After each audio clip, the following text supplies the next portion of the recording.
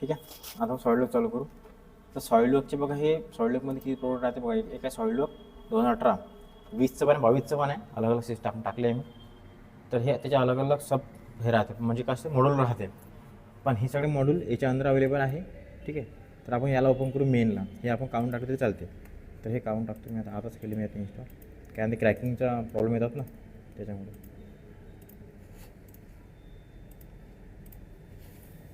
आता बघा सॉलिडवर्कवर तर जाऊन हे सॉलिडवर्क आहे, याला राईट क्लिक करू, ओपन करा. जसं आपण ऑटोकॅड ओपन करतो तसं सॉलिडवर्क ओपन करायचं आहे.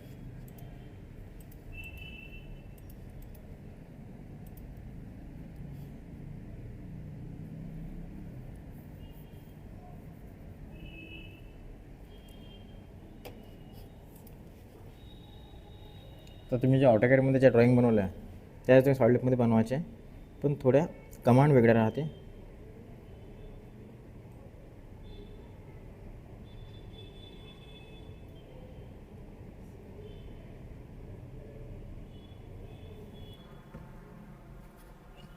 ठीक आहे. तर सॉलिडवर्क जर ओपन होते तर सगळ्यात अगोदर अशा टाईपची स्कीम तुम्हाला दिसते. याच्यामध्ये जे व्हर्जन असेल सॉलिडवर्क ते व्हर्जन तुम्हाला इथे दिसून जाते. नंतर आता ड्रॉईंग स्टार्ट कशी करायची बघा. आता ड्रॉईंग स्टार्ट करायसाठी तुम्हाला काय करावं लागते, एक तर कंट्रोल एन दाबा. कंट्रोल दाबून एन दाबायचं. आता हे फर्स्ट टाईम विचारते unit and dimension standard setting जी आहे. आता मी इन्स्टॉल केलं, कालच केलं इन्स्टॉल, आज क्रॅक केलं, म्हणून हे फर्स्ट टाईम विचारलं. तुम्हाला उद्यापासून परवापासून हे विचारणार नाही, किंवा इकडल्या पेशीमध्ये तुम्ही जर बसले तुम्हाला विचारणार नाही ते. तर हे इथं आपल्याला काय, प्रत्येक ड्रॉईंग मेकॅनिकल आपल्या कशामध्ये राहते, मॅक्झिमम याच्यामध्ये मिलीमीटर, सेंटीमीटर आणि ग्रॅममध्ये राहते. म्हणजे मिलीमीटर, ग्रॅम आणि सेकंडमध्ये राहते. तिथं आपण मिलीमीटर घेऊ. इथून स्टँडर्ड आपलं ISO घ्यायचं. ठीक आहे. इंडियन स्टँडर्ड ISO घ्यायचं आणि ओके करायचं. काय केलं बघ, कंट्रोल एन केलं, ते ऑप्शन आलं असं येते. कंट्रोल एन केलं ऑप्शन अशा प्रकारचे येते, पार्ट, असेंब्ली आणि ड्रॉईंग. आता सॉलिडवर्कमध्ये कसं आहे तुम्हाला दाखवतो मी. पार्टमध्ये 3 गोष्टी आहे. एक हा part modelling, surface modelling, sheet metal modelling आणि वेलमेट्स. 4 गोष्टी झाल्या याच्यामध्ये. ठीक आहे. पार्टमध्ये असेंब्लीमध्ये सिम्पल असेंब्ली आहे. याच्यामध्ये आपण 4 मॉडेलिंगचा यूज करून जे पार्ट बनवणार ते आपण असेंब्लीमध्ये असेंबल करणार. नंतर ड्रॉईंगमध्ये ह्या 4 मॉडेलिंगचा यूज करून जे पार्ट बनवले त्याची ड्राफ्टिंग याच्यामध्ये होते, असेंब्लीची ड्राफ्टिंग व याच्यामध्ये होते. ठीक आहे. नंतर मग सिम्युलेशन झालं, ॲनिमेशन झालं, ते सगळं आपण त्यातनं करतो. आता सॉलिडवर्कचं बघा, एक्सपर्ट इन सॉलिडवर्क बरोबर अशा प्रकारे एकूण 62 लेसन्स आहे याच्यामध्ये. तर याला मी स्टार्ट करतो. याच्यामध्ये बघा, पहिलं लेसन आहे, सेकंड हे ड्रॉईंग, थर्ड हे ड्रॉईंग. अशा प्रकारे याच्यामध्ये एकूण किती ड्रॉईंग आहे, 1 2 3 4 5 6 7 8 ड्रॉईंग बनवायचे आपल्या स्केचमध्ये. त्याचं बघा सिलेबस बघा कसं आहे. पहिले स्केचिंग करणार आपण, नंतर ॲसिमेट्रिक. आता हे स्केचिंगमध्ये काय आहे, सिम्पल 2D ड्रॉईंग्स आहे. नंतर ॲसिमेट्रिक टू 3D मोटर, म्हणजे ॲसिमेट्रिकमध्ये अशा प्रकारचं ड्रॉईंग राहणार तुमच्याला. मग हे आपलं कन्वर्ट होणार, हे ॲसिमेट्रिक ड्रॉईंग आहे. ॲसिमेट्रिकचं कन्वर्शन करणार आपण 3D मॉडेलिंगमध्ये. हा झाला आपला सेकंड मॉड्यूल, सेकंड सेशन आपला पार्ट. आता थर्डमध्ये काय आहे, पॅरामेट्रिक मॉडेलिंग. पॅरामेट्रिक मॉडेलिंगमध्ये अशा प्रकारचे पार्ट्स आहे, थोडे इंडस्ट्रियल पार्ट्स आहे पॅरामेट्रिक मॉडेलिंगमध्ये थर्ड लेवलला. ठीक आहे. थर्ड टॉपिकमध्ये. नंतर हे आहे assembly design, bench wise, toggle clamp, motor block, 3 assembly आपण आहे. नंतर हे असेंब्ली जे बनवून आपण त्याची रेंडरिंग करणार, ॲनिमेशन करणार. नंतर सरफेस मॉडेलिंगचे पार्ट्स आहे. सरफेस मॉडेलिंगचे पार्ट अशा प्रकारचे. हा पूर्ण सिलेबस आहे आपला. हे सगळं तुम्ही झूम करून पाहू शकता ॲनिमेशन. ठीक आहे. अशा प्रकारे. आणि नंतर शीट मेटलच्या ड्रॉईंग्स आहे. हा पूर्ण आपला सॉलिडवर्कमध्ये सिलेबस शिकायचा बघा.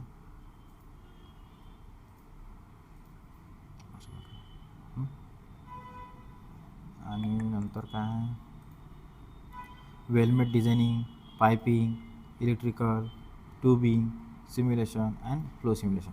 एवढे टॉपिक आपल्याला शिकायचे आहे. तर सगळ्यात पहिला आपलं स्केचिंग आहे. आता स्केचिंगमध्ये सगळ्यात पहिला पार्ट आपला हा आहे. तुम्हाला हा जर पार्ट बनवायचा असेल, हे जर तुम्हाला स्केच बनवायचं असेल, तसं आपण ऑटोकॅडमध्ये बनवलं तसा स्केच आहे. फक्त याच्यामधल्या टूल्स वगैरे राहणार ऑटोकॅडसारखे नाही. ऑटोकॅडमध्ये कसं इझिली बनून जाते, याच्यातले टूल्स पण याच्यामध्ये पण ऑटोकॅडपेक्षा इझी बनते. पण ते टूल्स प्रॉपर समजून घेतल्यावर, ठीक आहे, समजलं, तर आपण बनवू. आता हे तुम्हाला आज करून तुम्ही एनरोल लागा. तर एक झालं कंट्रोल एन. एक तुम्ही काय करू शकता, तुम्हाला सॉलिडवर्कची ड्रॉईंग स्टार्ट करायची आहे तर तुम्ही एस्केप करून कंट्रोल दाबून धरा आणि एन दाबा. तर हे ऑप्शन येऊन जाते पार्ट असेंब्ली आणि ड्रॉईंगचं. किंवा मग इथे न्यूवर क्लिक करा तरी पण हे ऑप्शन येते. 2 प्रकारचे ऑप्शन आपल्याला अवेलेबल आहे. तर मी आता इथून क्लिक करतो. आता याच्यामध्ये पण काय आहे हे बघा, हे जे दिसतं हे ॲडव्हान्स व्हिज्युअलायझेशन आहे. म्हणजे पार्ट असेंब्ली ड्रॉइंग हे दिसतं हे ॲडव्हान्स व्हिज्युअलायझेशन आहे. जर मी इथे क्लिक केलं हे काय आहे नॉईस, हे नॉईस टाईपचे व्हिज्युअलायझेशन्स आहे. तर नॉईसपेक्षा ॲडव्हान्स चांगला आहे. व्हिज्युअलायझेशन कोणते असो काही फरक पडत नाही, म्हणून कोणते ठेवायचं पार्ट आणि ओके करायचं.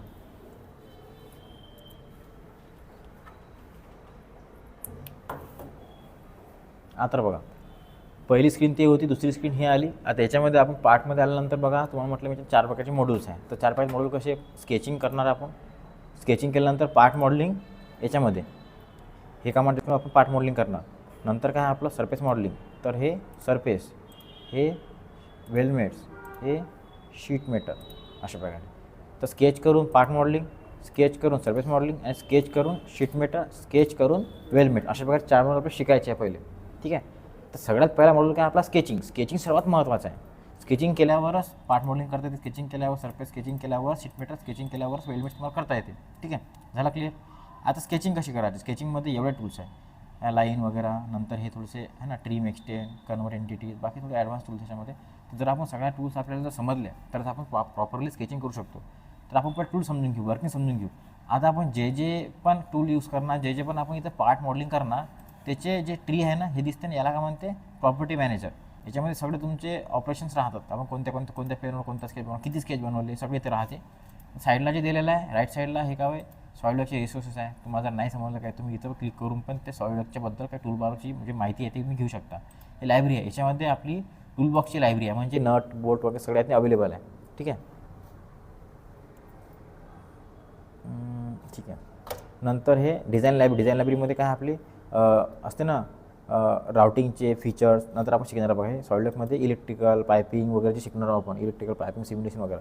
त्यासाठी लागणारे जे टूल्स लागतात म्हणजे कनेक्टर वगैरे लागतात इलेक्ट्रिकलमध्ये, नंतर HVACच्या लागतात, म्हणजे जे कॉम्बिनेशन्स आहे ते सगळे याच्यामध्ये तुम्हाला डिझाईन लायब्ररीमध्ये सापडते. ठीक आहे. तर ह्या लायब्ररी कुठं राहते, राईट साईडला राहते. नंतर खाली काय दिलेलं आहे हे आपलं हे फाईल मॅनेजर, फाईल एक्सप्लोर. म्हणजे आपण एखादा पार्ट जर बनवलेला आहे तर तुम्ही इथं जाऊन पण ओपन करू शकता वरती, किंवा इथून पण तुम्ही पार्टला जाऊन ओपन करू शकता, आणि असं ड्रॅग अँड ड्रॉप करू शकता याच्यामध्ये. तर हे काय आहे आपला टूल पॅलेट्स. आता जेव्हा आपण ड्राफ्टिंग यूज करणार तर ड्राफ्टिंगच्या वेळेस तुम्हाला ह्या टूल पॅलेटची गरज पडते. ड्राफ्टिंगच्या वेळेस आता नाही गरज पडणार. नंतर हे काय आपलं मटेरियल अपिअरन्स स्किन अँड डिकाल, म्हणजे पार्ट बनल्यावर पार्टला मटेरियल लावायचं काम कोण करते, हे वाला टॅप करते, अपिअरन्स टॅप. ठीक आहे. नंतर हे तर आपली पूर्ण कस्टम प्रॉपर्टीज आहे, आणि हे सॉलिडवर्क फॉर्म आहे, याची आपल्याला गरज पडत नाही, याची बी गरज पडत नाही. हे खूप महत्त्वाचे आहे, समजलं. इकडे काय राहते लेफ्ट साईडला हा पार्ट, आपण पार्ट 1 तुम्ही पार्टला जे नाव देणार ते नाव इथं पण दिसते तुम्हाला, आणि ही इथं पण दिसते. ठीक आहे. आणि हिस्ट्री, सेन्सर्स, नंतर आपण जर असेंब्लीमध्ये वगैरे जाणार तर याच्यामध्ये असे सेन्सर्स आहे सॉलिडवर्कमध्ये. जर आपण असेंब्ली बनवली 4-5 पार्ट, जर आपण समजून घ्या तुम्ही एखादं 4 स्ट्रोक इंजिन बनवत आहे किंवा 2 स्ट्रोक इंजिन बनवत आहे, तर इंजिनचे वेगवेगळे पार्ट राहते, सिलेंडर राहते आणि काय म्हणते पिस्टन राहते, ते तुम्ही एकमेका असं इन्सर्ट करणार. तर सॉफ्टवेअरमध्ये आपण रिअलमध्ये जर आपण ते पार्ट एकमेकात इन्सर्ट करणार तर आपल्याला ते पार्ट समजते का तो जात नाही आहे किंवा ढिला होत आहे ते समजते सॉफ्टवेअरमध्ये, रिअलमध्ये. तर सॉफ्टवेअरमध्ये तुम्हाला कसं समजणार, तर सॉफ्टवेअरमध्ये काही सेन्सर दिलेलं आहे ज्याच्यामध्ये इंटरफरन्स डिटेक्शन होते, किती क्लिअरन्स आहे दोघांमध्ये ते डिटेक्शन होते. तर ते सेन्सर जर आपण अप्लाय करू, नंतर तुम्हाला दाखवतो मी याच्यामध्ये आहे, कशामध्ये आहे ते इथं आहे. असेंब्लीमध्ये ते जो सेन्सर येते, असेंब्लीमध्ये जो आपण ते पार्ट असेंबल करणार तर सेन्सर राहते त्याच्यामध्ये. जर आपण एकमेकात ते पार्ट जर आपण इन्सर्ट केले सॉफ्टवेअरमध्ये तर तिथं दाखवते का बा हे एकमेकात गेलेलं आहे, तर तिथं रेड मार्क येते का एवढं मटेरियल त्यातनी जास्त जात आहे, किती MM मटेरियल बा तुम्हाला जास्त वाटून राहिलं, एक्सेस वाटून राहिलं, ते आपल्याला सगळं सॉफ्टवेअर सांगते. तेव्हा आपण सेन्सर यूज करणार असेंब्लीमध्ये. ठीक आहे. नंतर ॲनोटेशन्स याची सध्या गरज नाही आपल्याला, याच्या ड्राफ्टिंगची गरज पडते. आपण त्याला कोणतं मटेरियल लावलेलं आहे समजून घ्या. हा पार्ट तुम्हाला स्टीलमध्ये पाहिजे, कशामध्ये पाहिजे बघा इथे स्टील, ब्रास, ABS, जेवढी बी स्टँडर्ड मटेरियल आहे इंडस्ट्रीमध्ये अवेलेबल, ते सगळं मटेरियल तुमची इथं अवेलेबल आहे. ठीक आहे. तुम्ही इथून त्या मटेरियलला लावून, दुसरी गोष्ट आहे का बा याचा फायदा काय, याच्यामध्ये मटेरियल लावून फायदा काय, तर तुम्ही समजून घ्या. एखादा पार्ट बनवा, तुम्ही एखादा पिस्टन बनवा, पिस्टनला तुम्ही ॲल्युमिनियमचं ते ग्रेडवाला मटेरियल लावून दिलं, ज्या मटेरियलचं ॲल्युमिनियमचं ते पिस्टन बनणार रिअलमध्ये, तेच तुम्ही इथं मटेरियलला असाईन केलं. सगळे मटेरियल याच्यामध्ये अवेलेबल आहे. नसले तर आपण कस्टमाइज पण करू शकतो, मटेरियलच्या प्रॉपर्टी गुगलवरून काढून त्याला कस्टमाइज मटेरियल करू शकतो. होते काय, तर समजून घ्या तुम्ही त्या पिस्टनला लावला ॲल्युमिनियम, तर त्याचं रिअलमध्ये किती वेट येणार ते वेट आपल्याला सॉफ्टवेअर सांगते. म्हणजे तुम्ही एखादा मशीन बनवली, एखादी तुम्ही SPM मशीन बनवली किंवा एखादा तुम्हाला कोणत्या पार्ट बनवला, त्या पार्टला इथून तुम्ही जे त्याला रिअलमध्ये लागणार म्हटलं ते इथून लावायचं. इथून लावल्यावर त्याचं रिअलमध्ये किती किलोचा तो पार्ट राहणार, त्याची डेन्सिटी वगैरे काय आहे ते सगळं तुम्ही इथं सांगते.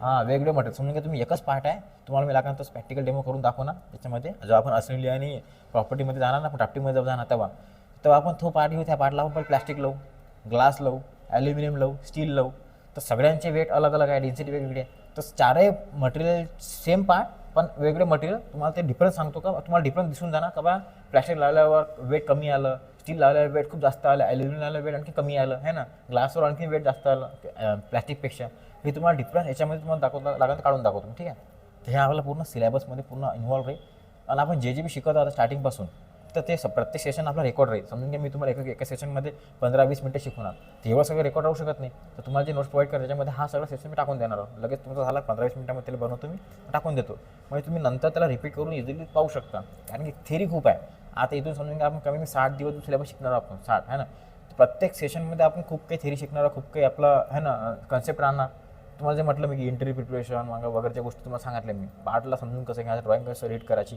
तर ते सगळे कन्सेप्ट तुम्हाला मी एक्सप्लेन करणार तर ते एवढं सगळं एक्सप्लेन लक्षात राहू शकत नाही आता 8 वर्षापासून मी शिकून आलो पण तेवढं सगळं लक्षात राहतच नाही म्हणून मी हे रेकॉर्डिंग करणं चालू केलं जातं नाही का म्हणजे एक वेळ रेकॉर्ड करून स्टुडंटचं नुकसान नाही होत बिलकुलही त्याचं गॅप जरी पडली तर तो रिवाईज करून पाहू शकते अशा प्रकारे आणि ह्या नोट्स लाईफ टाईम पण तुमच्या मोबाईलमध्ये राहते कधीच भीती वाटत जेव्हा तुमचा इंटरव्ह्यू आहे रे बा तुम्ही 2 दिवसामध्ये पूर्ण व्हिडिओ रेकॉर्डिंग पाहून तुमचं रिव्हिजन करू शकता तुम्हाला कुठं टेन्शन नाही येणार हे की नाही कुठे जरी असलं तुम्ही रिव्हिजन करू शकता ठीक समजलं आता इकडलं तुम्हाला गोष्ट मला राईट साईडच्या आता आपण लेफ्ट साईडला बघू आता आपण जेव्हा स्केचिंग करणार तर स्केचिंग करताना कोणता जेव्हा पार्ट बनवतो बघा त्या पार्टचे 3 प्लेन राहते फ्रंट टॉप राईट है ना फ्रंट टॉप राईटच्या हिशोबाने पूर्ण आणि आपले फर्स्ट अँगल थर्ड अँगलचे पोझिशन ऑटोकॅडमध्ये तुम्ही शिकले असणार first angle position third angle position तर फर्स्ट अँगलमध्ये पण फ्रंट टॉप राईटमध्येच पूर्ण हे होते ड्राफ्टिंग होते थर्ड अँगलमध्ये पण फ्रंट टॉप राईटने ड्राफ्टिंग होते फक्त त्याचे अलग अलग व्ह्यू अरेंजमेंट राहते फर्स्ट अँगल आणि थर्ड अँगलमध्ये ठीक आहे तो टॉपिक पण आपण याच्यामध्ये पूर्ण एकदा क्लिअर होणार कधी आपण जेव्हा ड्राफ्टिंगमध्ये जाणार ठीक आहे असेंब्लीच्या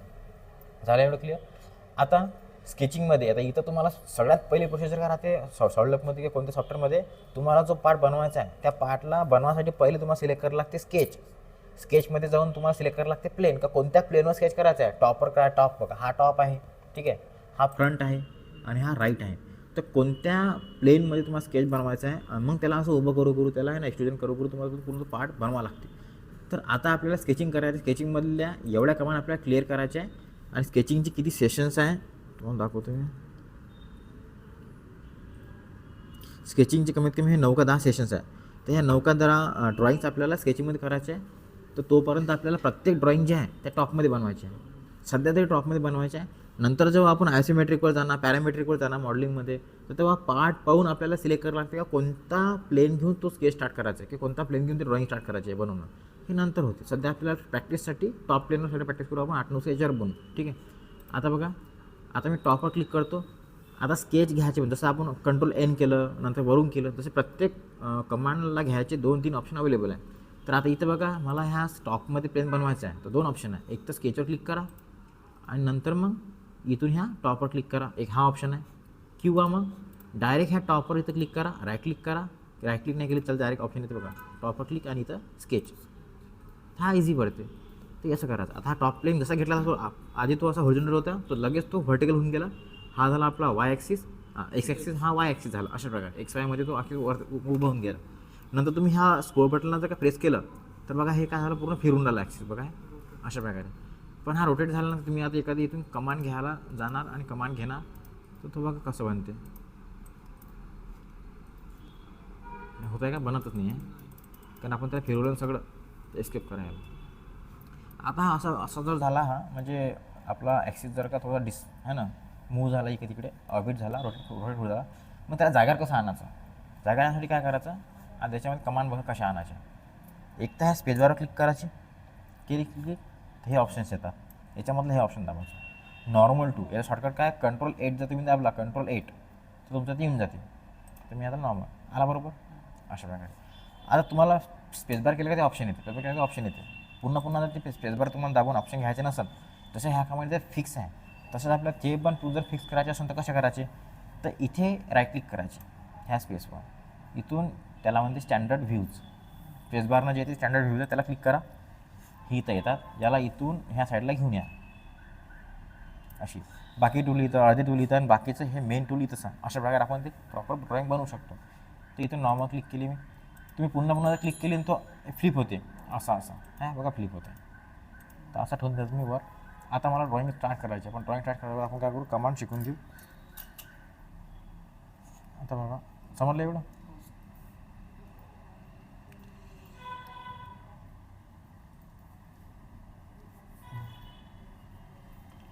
आता इथून लाईन कमांड घ्यायची.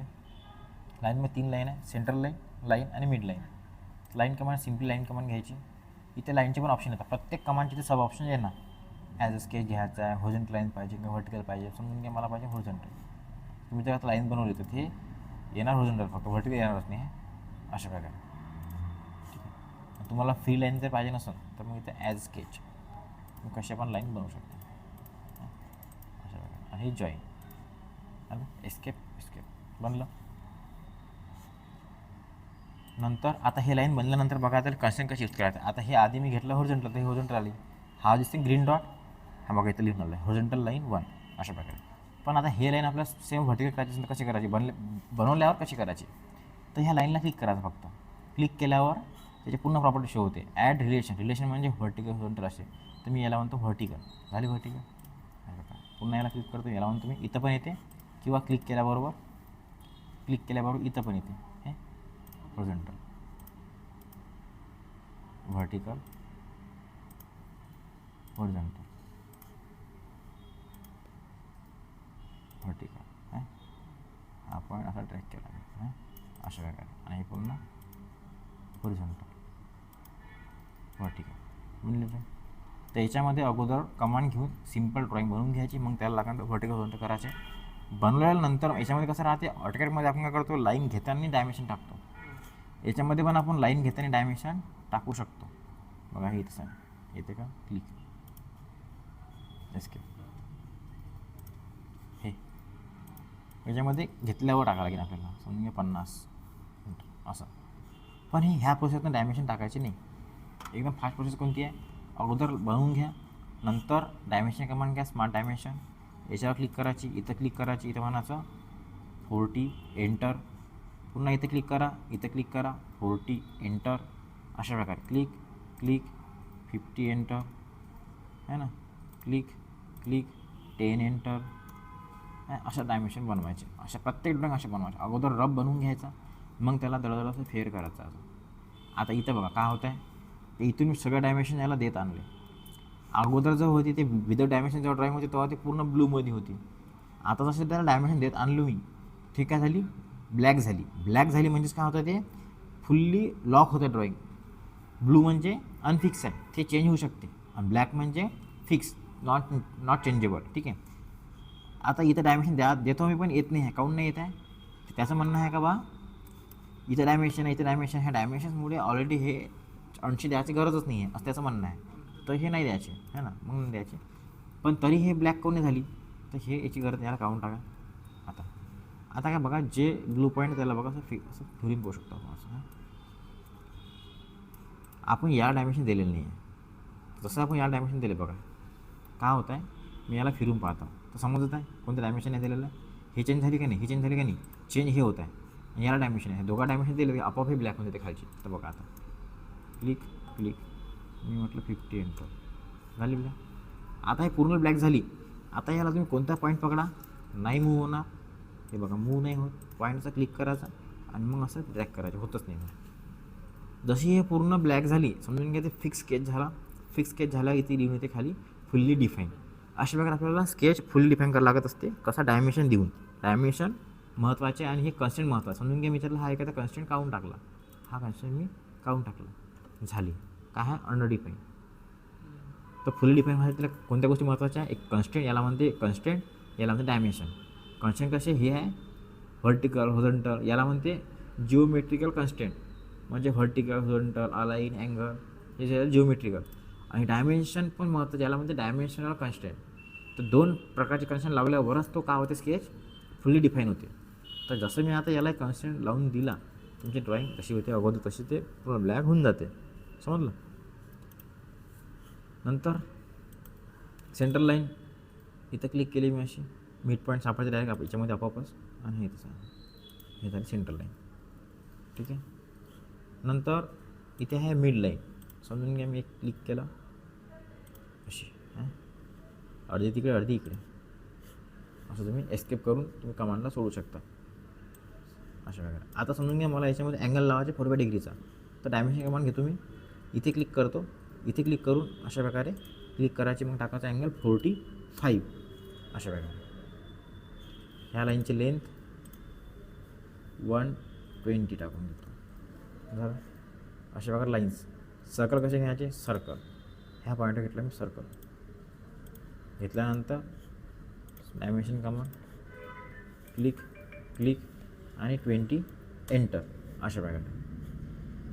नंतर हा आहे पेरीमीटर सर्कल, म्हणजे क्लिक क्लिक क्लिक, हा 3 पॉईंट सर्कल आहे, हा सेंटर रेडियस, हा 3 पॉईंट. नंतर याला क्लिक करा, इथून पण तुम्ही त्याची रेडियस टाकू शकता. बघा सर्कलची रेडियस इथून टाका लागते आणि डायमेन्शननं इथून इथे, म्हणजे डायमीटरचं डायमीटर इथून टाका, रेडियस इथून टाका रेडियस, ठीक आहे अशा प्रकारे. समजलं. नंतर आहे rectangles, corner, centre, 3 point parallel. बघा कॉर्नर सिम्पलच आहे, क्लिक क्लिक. सेंटर रेक्टँगल सिम्पलच आहे, क्लिक करा सेंटरला आणि असा बरोबर सेंटरपासून रेक्टँगल बनतो. हां असे देऊ शकता तुम्ही.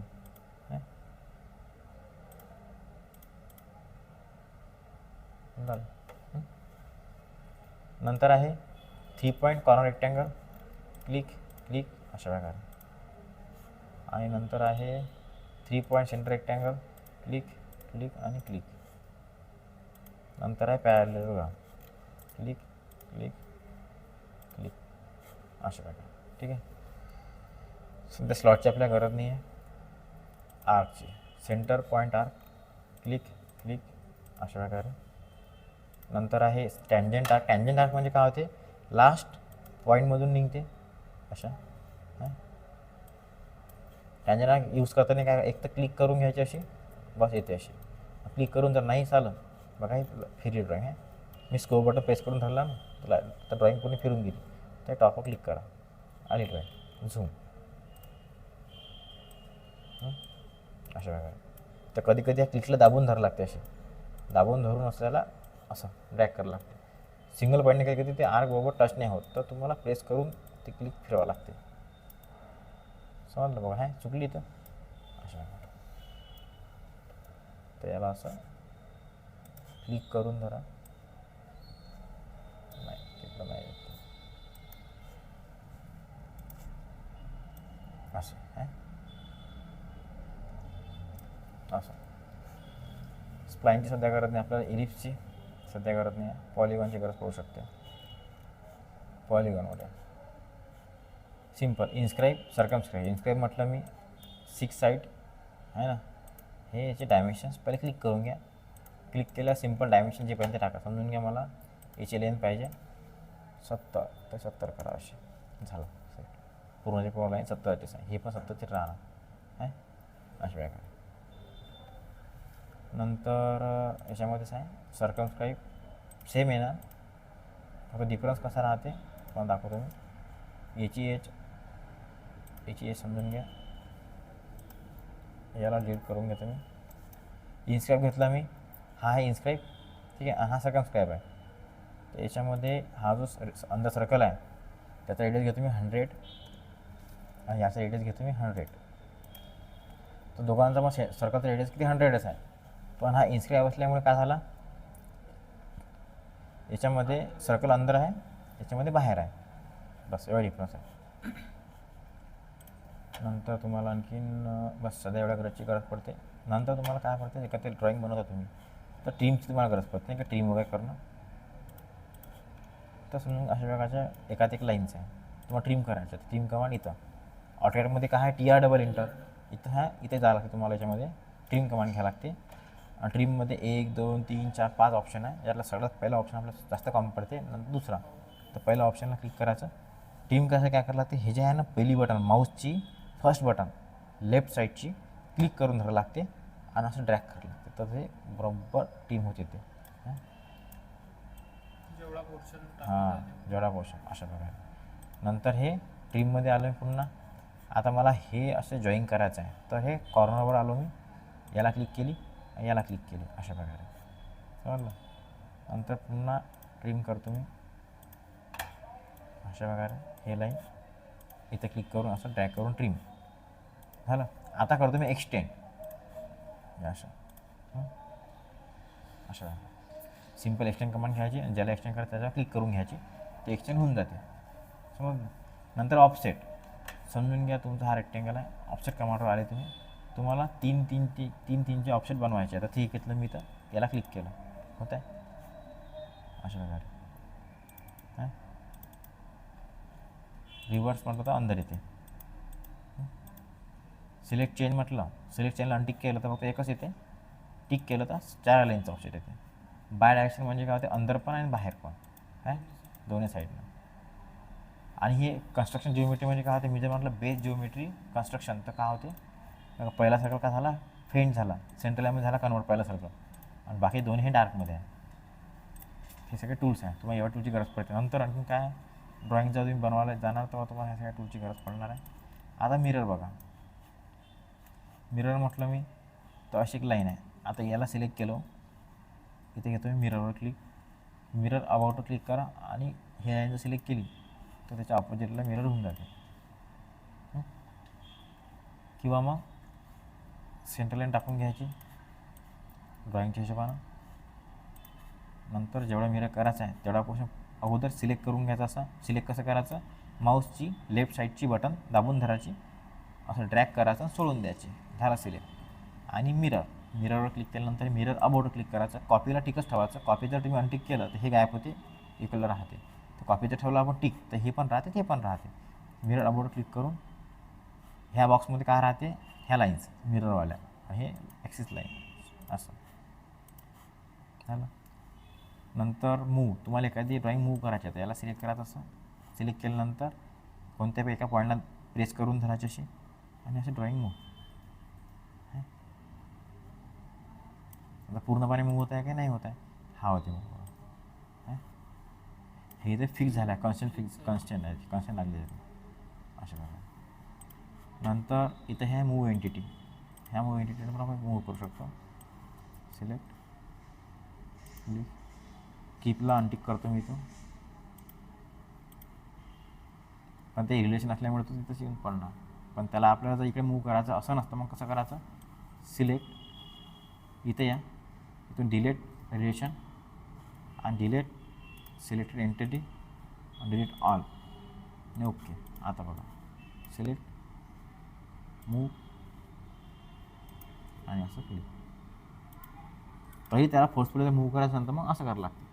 काय केलं आपण, त्याला सिलेक्ट केलं, डिलीट डिस्प्ले रिलेशन, इथून ऑल इन द स्केच आणि डिलीट ऑल, मग त्याला मूव्ह करून तुम्ही सिम्पली असं काय आता मूव्ह होते ते, असं नाही होत, तसं करावं लागते.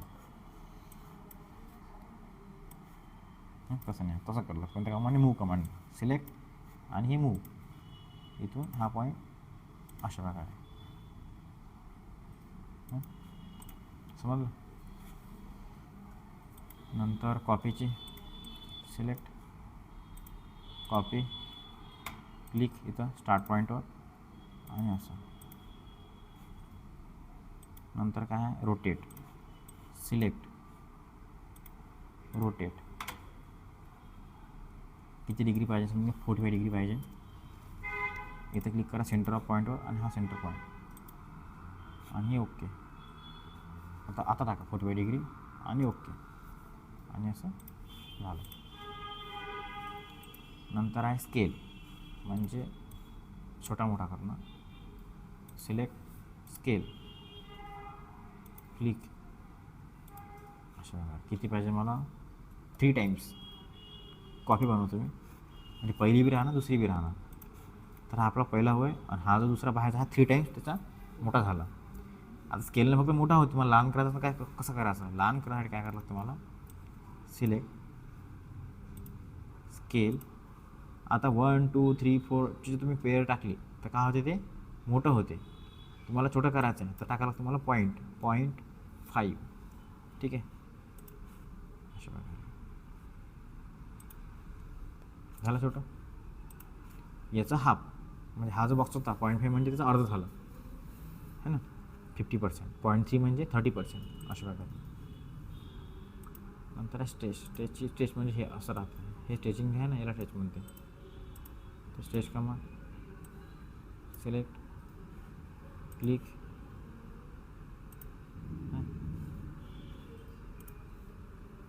कसं स्टेच करताना पण आपण डिस्टन्स टाकू शकतो. हां हो हो टाकू शकतो.